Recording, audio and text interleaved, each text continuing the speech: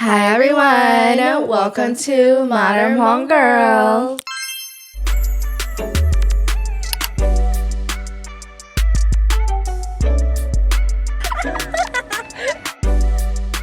It's a girl, Emmy. And it's your girl, Lex. It is episode 60. 60. Whoa, we're at our big 60. And it's kind of it is a special episode. And before we do get started, if you're new here, we are Modern Hmong Girl. Welcome. And if you are a returning listener, welcome back. So, like I was saying, today is a special episode. It also hits home for a lot of people, and we do want to put a trigger warning out there. We will be talking about sexual abuse, assault, domestic violence, and depression, those things of nature. So if you are feeling uncomfortable at any point, please, take a pause and just take a breather. But if it gets too uncomfortable for you, then we do recommend you to just, pause. And whenever you're ready, you can listen to this episode. You can skip this episode if needed. Right. You don't have to listen. Yeah, sorry. I was like trying to find that word. Okay, before we get started, let's do our weekly check-in. How you been, Miss Emmy? Yeah, I've been so exhausted. Just with family, and I feel like whenever I'm home, I never have time for me. I feel like a lot of my time is for everyone and not me. So yeah, I've been very tired, very drained. Job searching is so freaking draining still, and yeah, that's all. That's me. Honestly felt that, because even though, like I do have a job, I'm always looking for something too. So it is very draining. I've been job searching for like over 2 years.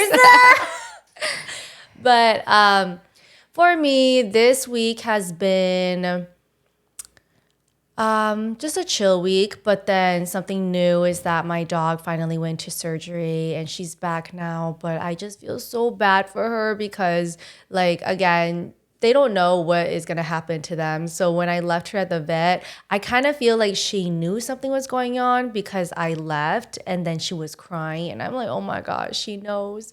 And then when I picked her up, she looked so hurt. And I'm like, oh, I'm so sorry, baby. Like, I'm trying to help you. And she can't do any heavy activity like jumping, running. But then she wants to get on the couch. And so I'm like, I know you want a comfy spot, but we have 2 beds for you here. But she just wants to be on the couch. So we caught her jumping on the couch twice now with her cone on. That is so bad. Yeah. I'm just like, oh, wow. She can do a lot with her cone on still. Like, girl, oh my gosh.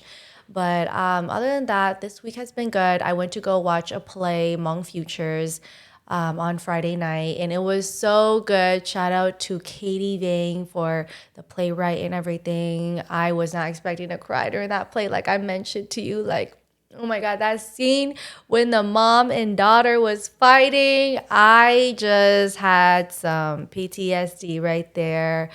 And I was just like thinking about my mom, and I'm just like so grateful to how our culture is now in art form, and it's come to a time where we are normalizing our culture and normalizing the generational trauma that comes with it, because it's just so amazing that we can now like portray it to the community, just not our community, but other communities too. And it's just so beautiful. Yeah, I just think storytelling has always been a part of the Hmong culture, So to have it like actually be publicized in like the play form is. Yeah, like, oh my God, they finally are showcasing our stories, and it's not embarrassing anymore. And so I think that's just awesome. But yeah, that was my week. Okay, so. All right, so for today's episode 60, it will just be on our Dear Nobody series because it is a really long submission. So yeah, let's get started. So Dear Nobody, name is Jaylene, And as we said, the story includes mentions of rape, verbal abuse, and dealing with a narcissist. All right. Hi, girls. I don't really hear a lot of stories about girls around my age range, 19 or in my generation, Gen Z, express their experiences with Hmong boys and seeing a pattern or a very traumatic relationship. I kind of want my story to be out there to let girls or boys going through what I went through to know they are seen and aren't alone. I feel that in my small town, there's a lot of pressure to simply keep quiet and don't call it what it is out loud. I feel a lot of injustice for myself and for other girls and boys who can't simply say they were raped, abused, or simply suffer from a lot of PTSD. In my small town, it's very gossiped and reputation based, and these boys and girls who clearly aren't good people and have done messed up things in relationships should not be priding themselves around like they do. Because I live in a small town where everyone knows everybody, I feel the need to protect my name. Because I have been gossiped as well about a lot of people have believed my exes in their altered images of me. I hate how people dick ride these exes of mine, more like mistakes I should say instead, because it created a lot of PTSD for me and the struggles I would and still continue to have to simply interact with others. I have a lot of stories. I could talk about Hmong boys and the amount of serial cheaters there are, and I also could talk about toxic Hmong girl friendships, but I just want to get to my most deeply traumatic experience first. I was best friends with this girl, let's name her Yogurt, and I hung out consistently with Yogurt and her cousins. We went to this Hmong tourney. Okay, sorry. We went to this Hmong tourney. I was like 16 at the time, and I was spending time with my own cousin and his situationship for a bit, and then we ended up eating together under those big tents. That's when this boy, let's name him Shaquille, he doesn't even deserve a proper fake name either. He ended up coming down and sitting at our table with my middle school guy friend as well. So it's me, my cousin, his situationship, Shaquif, and my middle school guy friend. Shaquif started to hit on me, and he knew of me because he's cousins with Yogurt. Never once before had we met properly through her, but I still shut Shaquif down. A couple of days later, after that Hmong tourney, Yogurt told me that I should try to at least text him because Shaquif couldn't stop talking about me. I declined, but I thought to myself, maybe I could establish a friendship at least because they're cousins. Okay, just to clarify, I believe that Shaki is Shaquif. Yes. I think she just like mixed up. Yeah. Yeah. Okay, continuing. She also made a huge mention that he was 3 months free from a long-term relationship.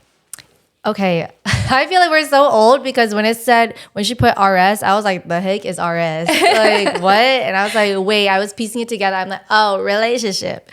Okay, sorry, sidetracked. Okay. He was 3 months free from a long-term relationship, and I was also freshly out of a relationship too. You'll kind of get an idea throughout the story. Yogurt is not a very good friend. Even now, she's weird as fuck. Shaquille actually had a pretty interesting but also alarming reputation of simply being ex-obsessed. Most I had heard of him was that he was slightly toxic, nothing too crazy. I would also get input from Yogurt's cousins that it was just a classic arguing type of relationship with his ex. I proceeded to try to establish a friendship with Shaquille, but that boy had a mission. I'm sorry, some of the spelling in this submission is really funny. I found out our humor to be very similar, so me taking a liking to him was gonna happen because, come on, my humor is very rare.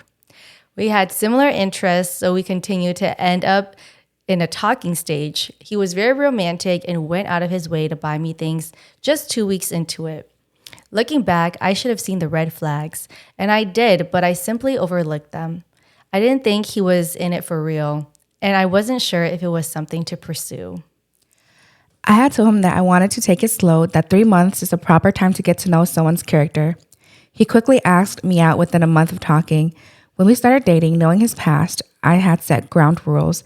I told him that I don't fuck with name calling, no rudeness, just maturity and respect out of difficult conversations. For a while at the beginning, he served that to me. But then one day it switched completely. Our relationship took place during my junior year of high school. It got toxic very quickly. My mental health was at an all-time low. He was also mad about something, and we would argue consistently for days and weeks to months. Our arguments weren't even much of an argument, but more of him telling me horrible things for hours and hours through a day. Whenever I would tell him, hey, I'm hurt by so and so that you did, and I would really appreciate some comfort and reassurance, but also change, he would get mad at me and flip it to make me the problem. A huge thing that was consistent as well was the isolation. He isolated me from my friends and even from his cousins like Yogurt and them. Ultimately, I was already knowing Yogurt was a friend who had no good intentions for me whatsoever. But the fact is that even if I went out with his own cousins, he would flip out. He would call his cousins that were with me, telling them he wanted me home. He was very controlling. I wasn't allowed to talk to other guys or even have guy friends. One time, I was sat in the back of my math class and asked a guy I knew in the class if he could take a picture of the board for me. Shaquille did not like that one. Shaquille did not like that one and made it into a I did it on purpose to upset him. Because I wasn't allowed to have guy friends, you would think the same psychology would apply to himself, but no, he had tons of girl friends, space friends. When I brought up how I was uncomfortable with a girlfriend of his that he hooked up with before him and I had met properly, he flipped out and called me insecure, and that whole entire day he was not having it. Our arguments would get worse and worse to the point that if I didn't call him first or text him while I was at school, that would mean I would come home to him yelling at me for hours. Mind you, the nights I was supposed to spend studying and doing my homework turned into sleepless nights of him yelling at me and telling me how bad of a person I was. I would say our dynamic was very much me being his moral compass and whatnot while he was straight up an asshole. During our relationship, his cousins would mention to me about how much better Shaquille was ever since he got with me. Usually he'd be rude as fuck to them and just rude as fuck in general. But when I started being with him, it changed. I never told them the truth of what was going on, and the reason why he was doing better was because he had someone to use as a punching bag for his anger. He would never hit me, but he sounded like he hated me all the time. I told him, if you hate me so much, then why don't you just leave? It's ridiculous how you spend so much energy and time to just yell at me and tell me I'm thinking of a certain way when I'm not and twisting the narrative. I'm sick of it. It was the worst time of my life. I had no motivation to look decent and will go to school with messy hair and PJs I had slept in. I feel bad for my schoolmates because I must have smelled musty. Okay. I would have teachers asking me if I was okay because of how bad I looked and how much I would sleep during class times.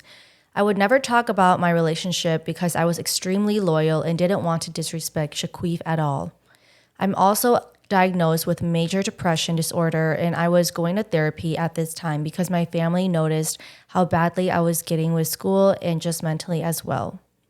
Me and Shaquille's arguments got so bad, or his verbal abuse got so bad to the point where one day I had enough and stood my ground and told him he was very manipulative and told him I just couldn't fuck with his abuse anymore.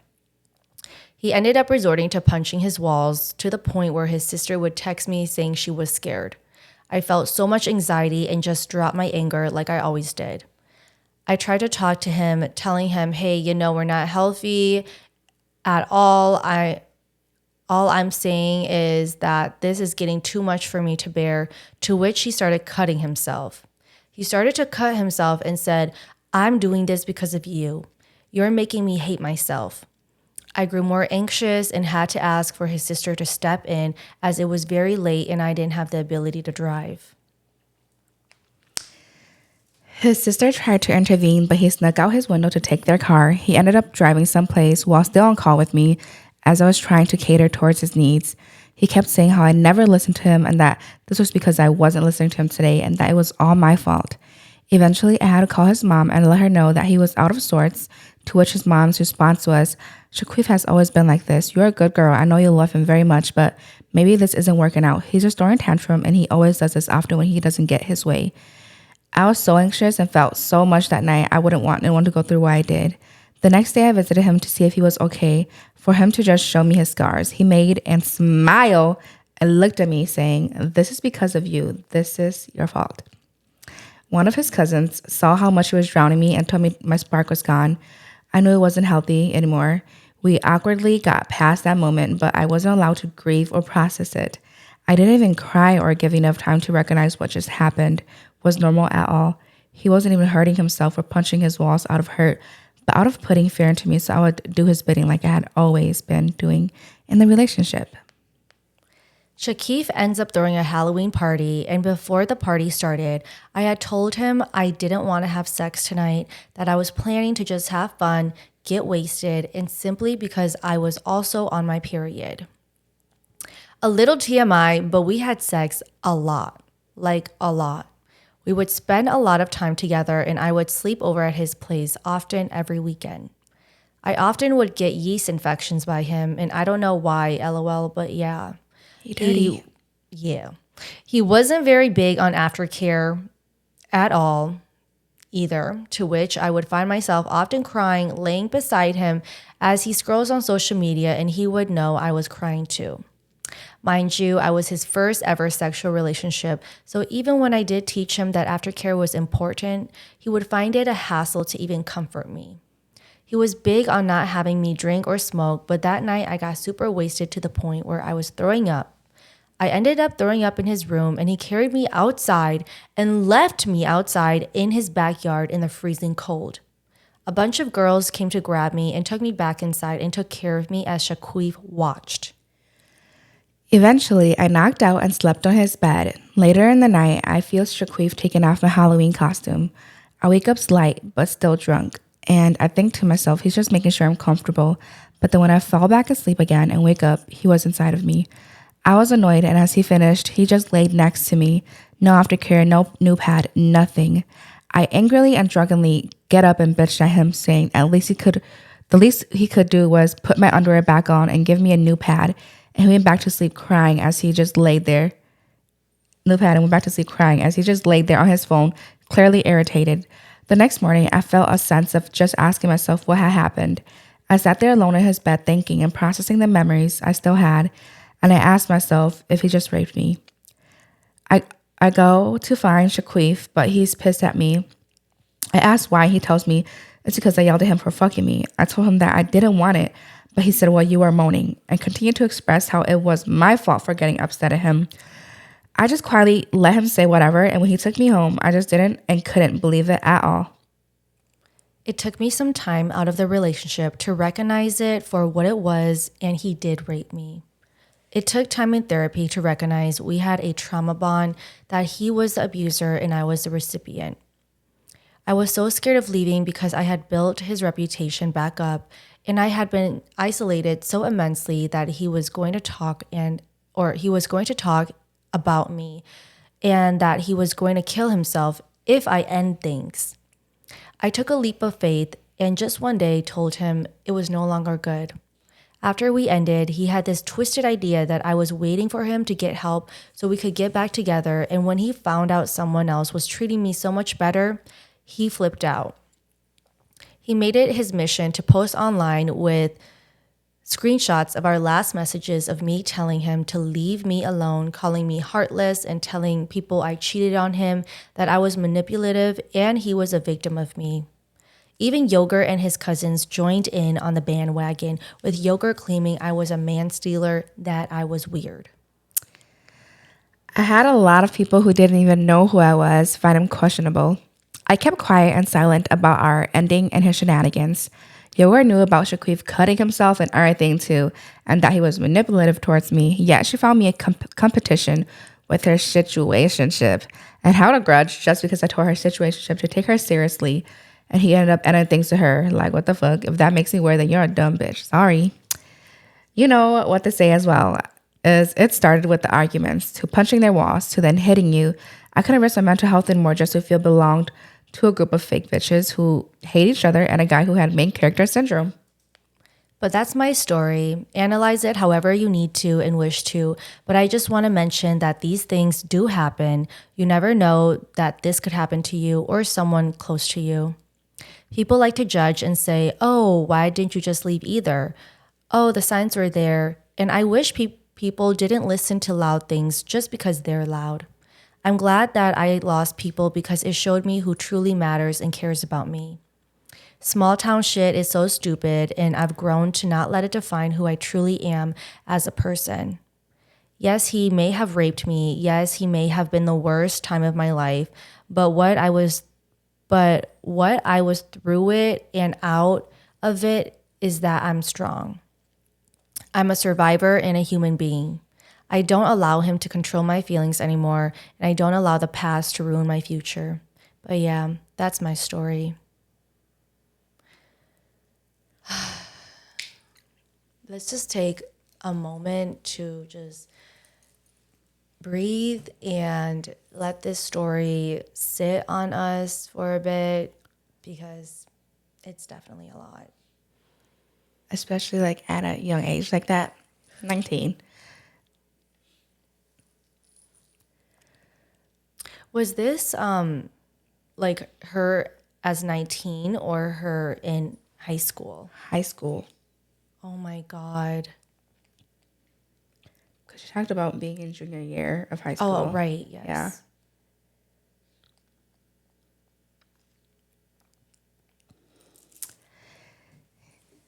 Yeah. I just want to start out with is that, you know, it's crazy. We never know what anyone is going through, even adolescents. These are children. And it's truly heartbreaking to hear that kids as young as this are going through something like this. And I know that, there is a program out there to help high school relationships, but I just find it very wild. And, I guess I've never experienced it, right? And I am grateful that I have never experienced something like that in high school, but I think as an adult, it is just very surprising when you hear that kids this young are going through something like this, and why it's so important to teach our children consent and what's right from wrong. And even though they don't say no, you can tell that they are absolutely saying no. Yeah, body language, everything. Right. Yeah. Yeah. And because I understand people are like, oh, she didn't say anything though, but it doesn't matter if she didn't say anything because the topic of sex, the action of sex is so vulnerable that people may feel uncomfortable to give you an answer. She didn't say anything, but there was no yes, was there? Right. That's all, Yeah. If there was no yes, then it's no all the way through. There's no no, there's no Jesus, don't fucking do it. Exactly. Yeah. And it just makes me so angry because I listen to a lot of true crimes, so I know this happens so much with younger children, even kids and stuff, but you don't hear it talked a lot about in our Hmong culture, And I think it's so very important that it is talked about a lot. Like Lex and I always emphasize in our videos, it is so important to talk about these uncomfortable topics because our younger children needs to get taught consent, needs to get taught no means no, and needs to get taught that whatever makes you uncomfortable, you don't do it. Especially if it makes you feel unsafe. Right. And I think even now till this day too, even for a lot of our adults or elders that are more on the traditional side, even if you are husband and wife or boyfriend and girlfriend, if you don't want to have sex and they still force it, that's still rape. It doesn't matter if you're married, it doesn't matter if you're in a relationship, if you don't want it, you don't want it. And if they still force themselves upon you, that's still considered rape, Yeah. And I feel because that's something that we don't realize because we're not taught that growing up. We don't realize that, oh, they raped me, Right. Even though they're my husband, they still raped me. And if they do that, they don't care about your emotional well-being or they don't care about you in general, They only care about themselves and their pleasure. So I think it's so important to have these conversations with your children, with your girls, with your boys, both genders, out as it is, because there's no other way to lay it out than to just talk about it. Yeah. 100%. And I want to start in the beginning of her story when she said that her friend Yogurt was the one trying to influence her to be with her cousin. And I see that so many times, like, being in elementary, middle school, and high school, there will always be like that friend that's like, oh, you should be with him. Like, you guys look so cute together. Like, come on, be with him. Da, da, da. Even though you yourself know that I don't want to, But then like people will constantly influence you. And when you're in school, you are heavily influenced by your classmates. Okay, everybody is in their little social clique. They're always like bringing this social hierarchy up, right? And so they're always like trying to influence you to befriend someone or to date someone. And I think that that is a toxic culture in school where, you get so pressured to do something.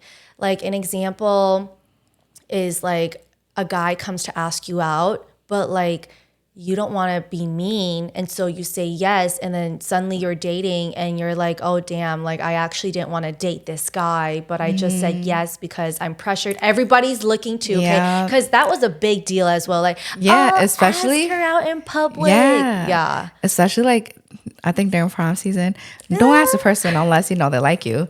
Because I got asked and I said yes because I felt bad, and I'm just conditioned to like, oh, don't embarrass them, just be nice, da, da, da. I don't know why y'all do that. Unless you know they like you the same way or feel the same way towards you, it's mutual, then go ahead. But if it's not mutual, don't do it because they just get pressured into saying yes because of the circumstance surrounding that. Yeah. I will say that what Emmy did was correct. Like, yes, you did say yes to not embarrass, but then you came back and said I no. messaged them. I was like, I'm sorry. Exactly. Like, you did it in a respectful way. And I feel like I would do that too. Like, it's just, kind of like common sense too, because like everybody's watching. And so, like, what if you... I mean, like, if you're like... No, now I'll be like, no, if I don't like you, I don't like you. I'm going to say no. I don't care about the people around anymore. You want to embarrass yourself? That's on you. You're right. You know what? I think I'm just being too nice right now too, because like I'm just thinking about like high school again, and then someone asking me to prom and everybody's watching. I'll just be like, sure. No, sorry. I won't even say yes. And the higher the voice, the higher the lies. I'm gonna be sure. And then behind closed doors, be like, actually, I just said that so I wouldn't embarrass you. But no.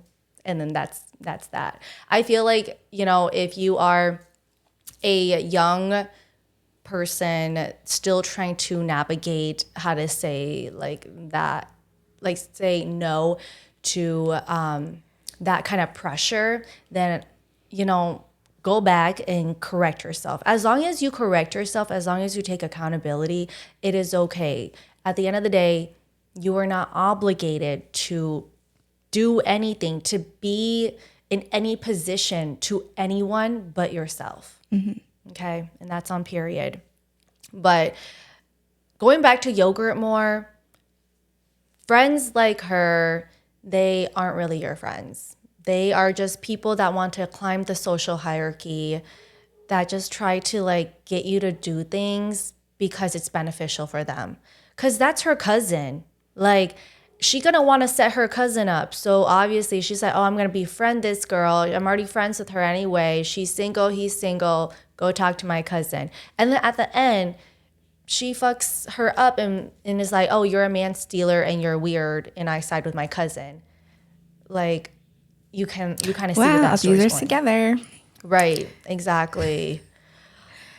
Okay, so there's this part during the story where she says, I feel that in a small town, there's a lot of pressure to simply keep quiet and don't call it what it is out loud.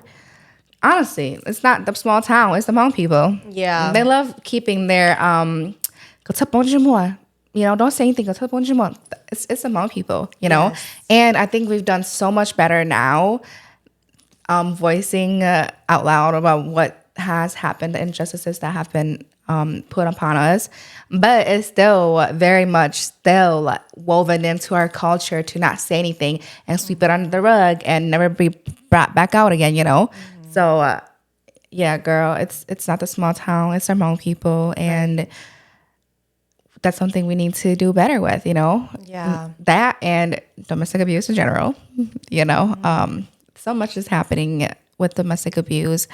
Even if it's not in the news every day or it's not out there, it's always kept quiet. You never know what someone's going through, like Lex said.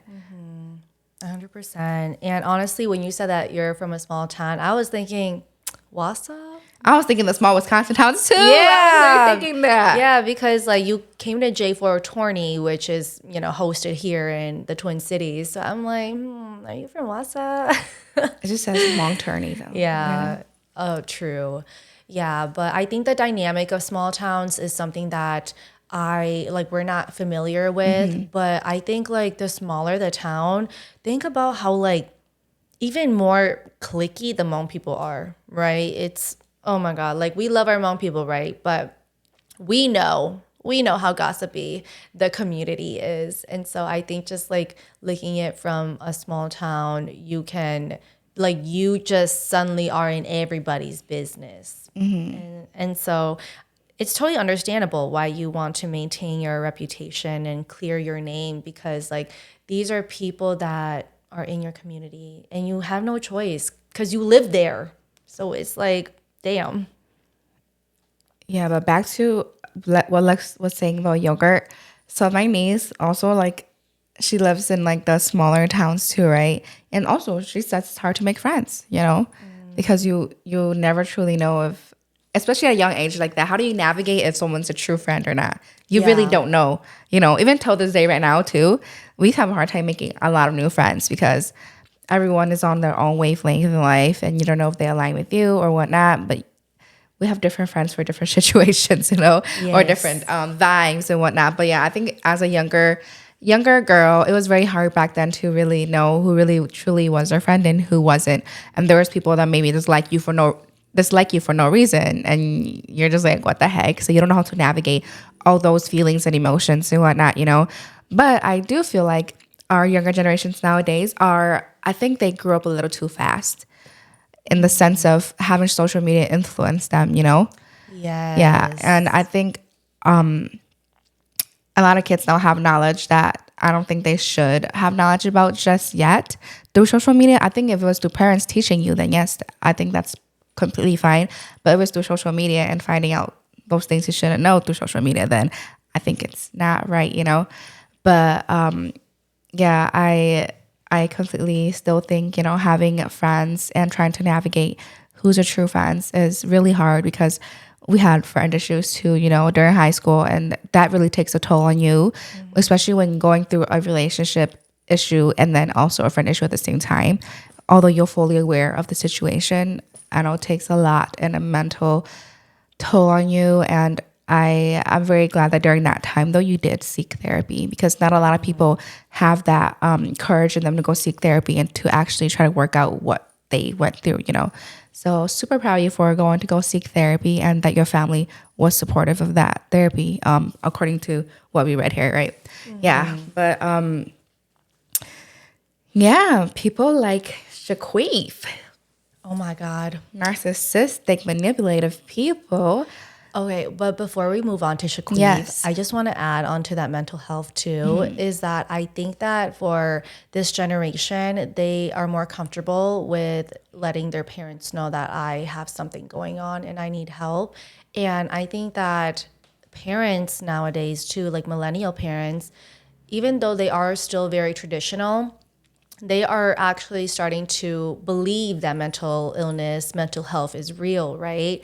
Because I remember I was having a conversation with these older ladies, millennial parents, and they like honestly, millennial Hmong parents, they're still very traditional too. Like some of them, but others they're more progressive and modern. But then in this case, they were very traditional.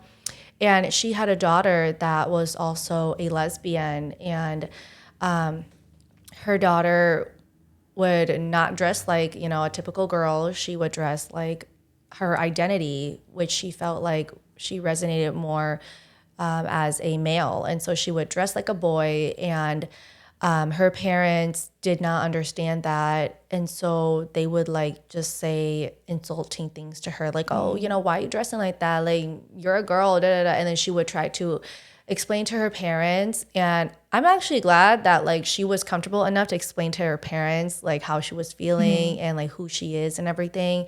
But her parents didn't understand until she got bullied at school. So until she got bullied at school, that's when her parents stepped in and was like, oh, don't bully my kid. Like, this is not right. And then that's when they started to understand her. And then they found that she was cutting herself too. And then that's when the parents were like, okay, you know, we don't understand depression. We don't understand anxiety.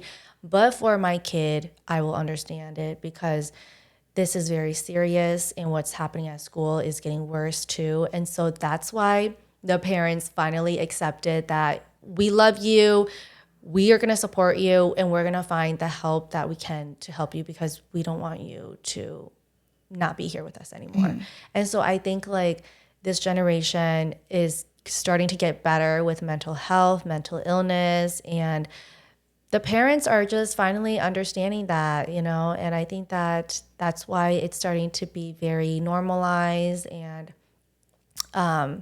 parents are starting to be there for their children more, which is so funny too, because it was a group of older millennial Hmong mothers, and then they were talking, they were like, yeah, we don't understand why like this generation they have so many depression, like what is that, you know, like why they so depressed, why they so anxious, like we don't understand. And I was just sitting over here, and I was the youngest one in that room too, and I'm like, oh, y'all gave it to us. Y'all gave it to us. You guys, like, to be honest, they have it too. In fact, they have it the most, but they suppress it, right? Because like it was just never recognized. And so yeah, just back to Jaylene seeking help. I think that it's getting better, and I love that for her. Yeah, and I do hope that our young Hmong boys as well seek that help when they need with their mental health. Yeah, because what is his name? Shaquif, he needs it the most in this story. Yeah. The hell? I think with what he does, he just sounds kind of crazy. Like to cut yourself and then look at your girl and be like, "You did this." For real. Oh my god. Yeah. Like I would blaming have gotten the someone. chills. Like, yeah. Okay, now let's get to Shaquif. Like, if you're like Shaquif, and we know there's a lot of Shaquifs out there. Oh, there is a lot. Even worse, okay? Yes. If you're Shaquif and you're listening to this, fuck you.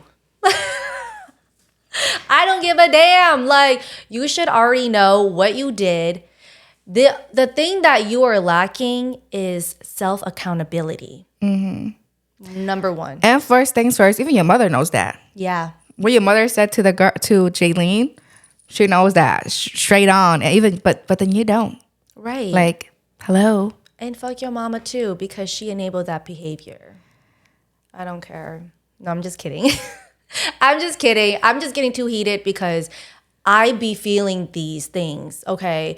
Like, I'm just gonna say, if we start from the very beginning, like, the system that has built our Hmong sons up to be like this is both men and women, because they have been so coddled, they have been so entitled to be able to receive anything at any time that they want.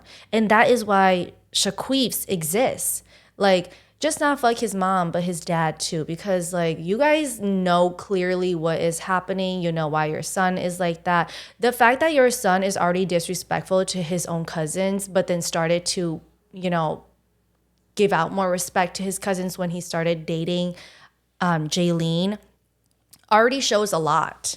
And it's unfortunate that I also witness it happening in my family too, you know, just not in my immediate family, but my family in general. Like I see the girlfriend effect when it comes to like uncles, boy cousins, nephews.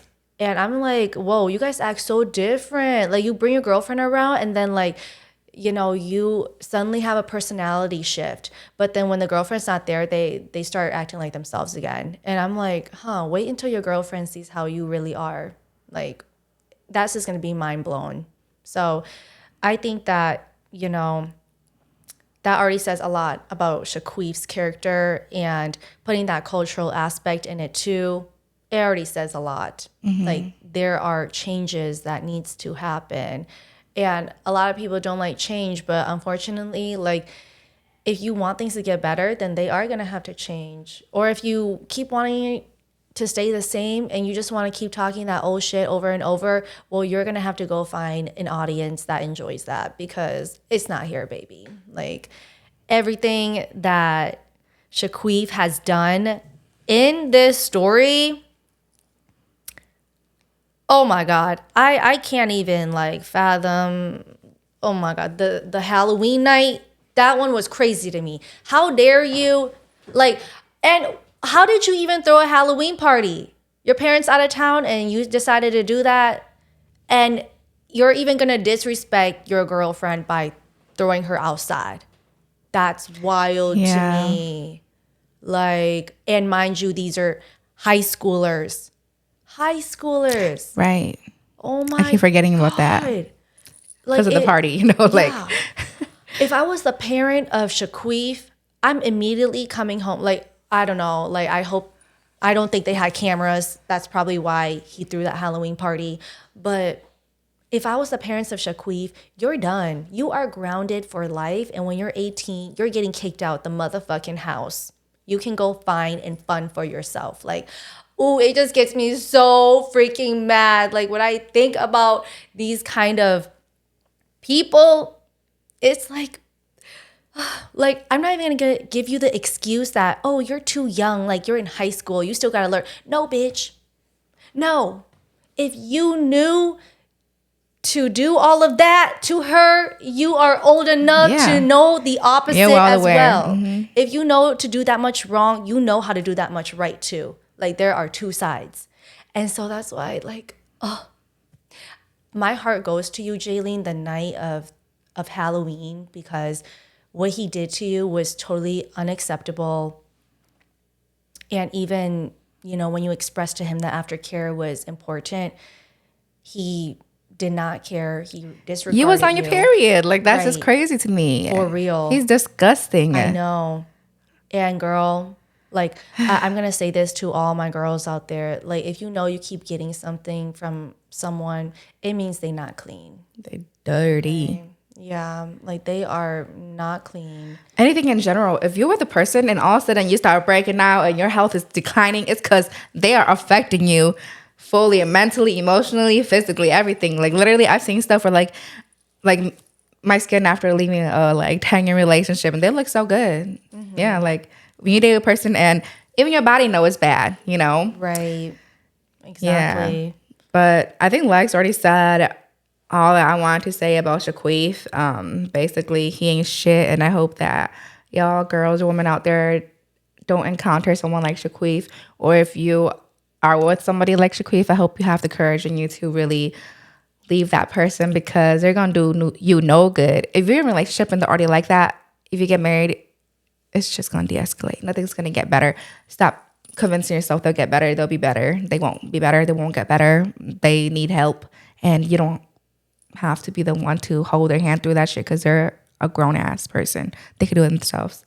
Right. And I'm thinking right now, since Jaylene is 19, maybe Shaquille is around that age too, Yeah. 19, 20, 21. I don't know how many years older he was or younger.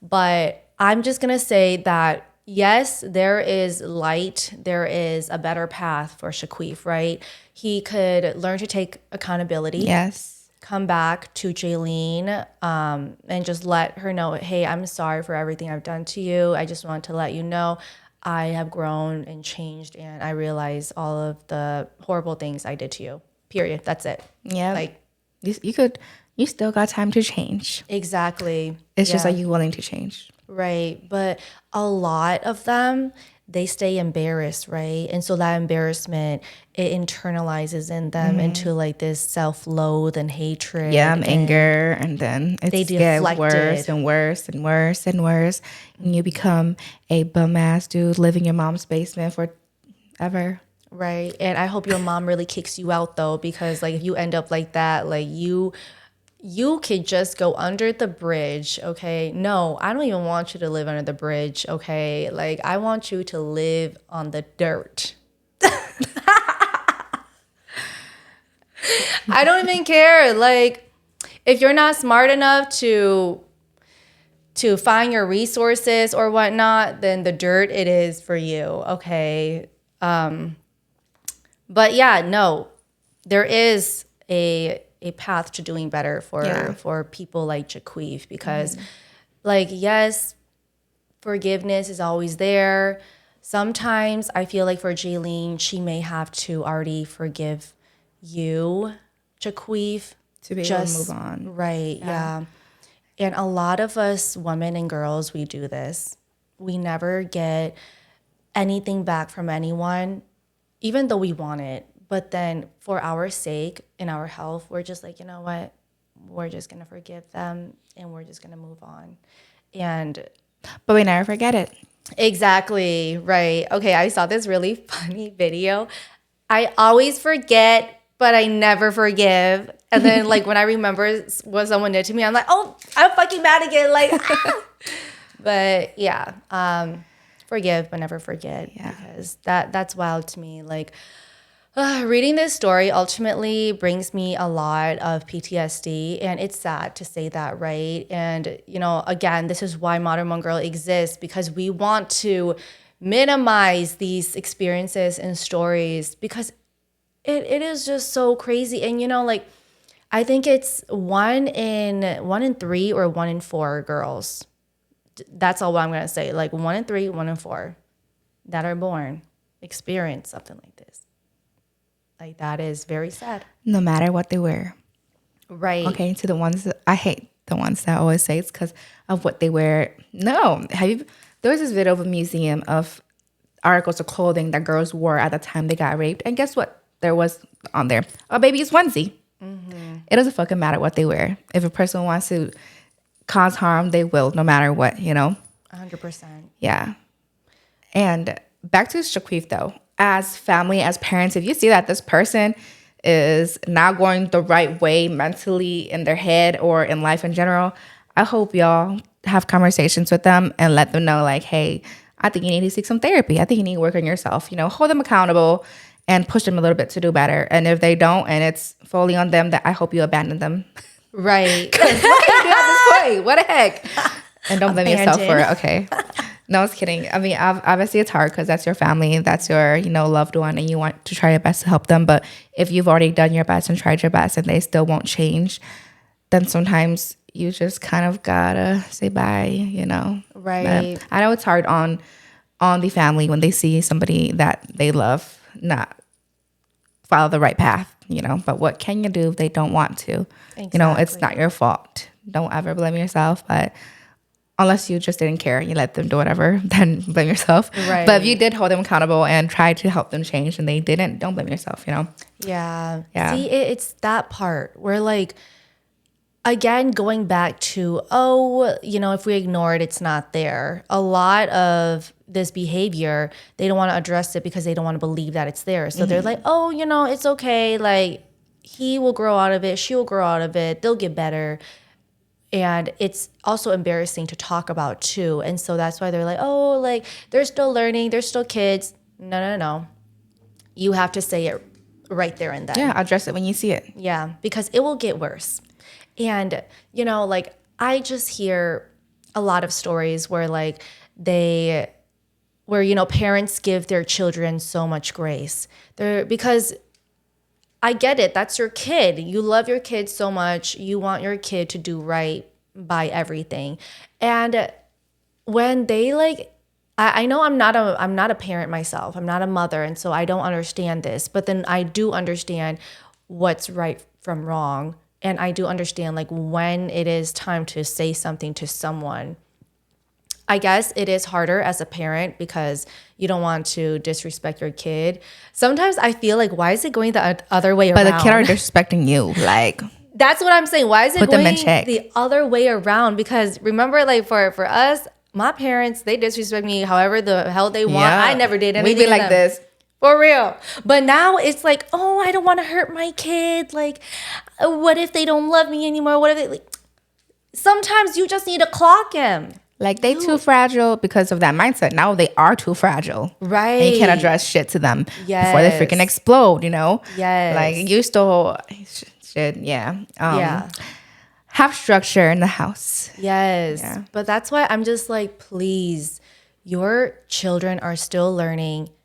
You have to build a backbone for them to have. You know, if you just keep continuously think that, oh, I'm not gonna say anything because they're going through it. They're so busy. Like they have soccer practice, they have football, and then they have to do their homework. And I just don't have time to stress them out or talk to them. They are in high school. What the hell? They don't even have a full-time job. Their full-time job is being a student and having fun doing extracurricular activities. I had a job, Yeah. two Yes. jobs in high school. So Yeah. it depends. Right. And that's why I'm just like, you guys, like, I mean, I don't want to judge anyone's parenting style, but I'm just saying, like, giving your kid too much leeway is gonna really cause them to, get worse I over think that's the why it's so time. hard, right, to find the middle ground. Because when Yeah. you're too strict, it goes bad. When you're too flexible, it goes bad. What do you do? I don't know either because I'm not a mom. Yeah. So to all the parents out there, they're doing amazing. Right. I mean, Good like, job. yes, you guys are doing amazing. I What don't do want y'all to do? portray Like, put in the you. comments down below. Like, what do y'all do? For It'd be real. nice to know. Yes. How do you find that middle ground? Mm-hmm. Because, like, for me, like, and my mom, she always says to me, she's like, oh, you're not a parent yet, so you don't know. But until you become a parent, you'll know. And so, like, yes, I understand that. I don't know how it's like to be a parent, but until I do become one, then yeah, I'll finally understand, Yeah. right? Because some things can't be taught until you Yes. actually become a parent yourself. Yes, exactly. But I mean, I'm already gonna say I'm scared to be a parent. Like, That's why I'm not going to be one. yeah, to like shape a human's infrastructure, foundation, and morals. That is crazy, Like, I don't want to mess up. Like, what if I accidentally put trauma in your life, Because I just might. Like, not on purpose, though. What if I just, like, yell at you, like, oh, no, no, no, no, like, and then I come back, and I'm like, oh, shoot, I'm so sorry. But again, see, this is where it comes back. Like, as long as you take accountability and you come back and you're like, hey, I'm so sorry, let's be better. Yes. Yeah. All right. One last thing I wanted to say. I don't allow him to control my feelings anymore and don't allow the past to ruin my future. I love that because I feel like once you no longer, when you think about the situation, you no longer feel like anything towards it, then I feel like you are so strong. You completely like don't let this person control you anymore. First from what I think, when you date a person, they do you really bad and you think back about it and you get pissed off and you still get hurt about it, they're still controlling you at this Yeah. moment in your lifetime inside you, but when you completely like, okay, it doesn't affect me anymore. They have like no control over you at all completely. And I think you're so strong for that, especially at a young age and to have gone through what you've gone through. So girl, I give you props and I hope you keep being amazing and continue to thrive in life because as you should. No man should be holding you back. No boy should be holding you back. And I hope that, you find more comfort in being able to use your story as a lesson for others that also, going through it in life as well, or going through something similar you're going through that you went through. Yeah, I just wanted to say that. Yeah, I agree with everything that Emmy mentioned. And I just want to add that, it's definitely a huge strength with what you did and what you went through. And just like what you said, like, oh, like, why didn't you just leave? Or like when people ask, like, why didn't you just leave? You knew it was bad for you, da da da. But it's like, again, something you have to experience for yourself. And you did. It no longer served you. And you leaving was the biggest strength that that is in this story, you know, and you can definitely share this strength to other girls and women that are going through it.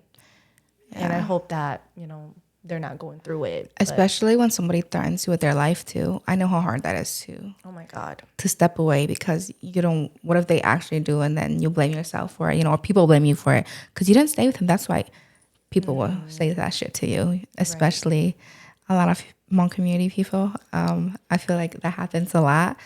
Yeah, but definitely I've gone through something like that and he didn't end his life. Still alive.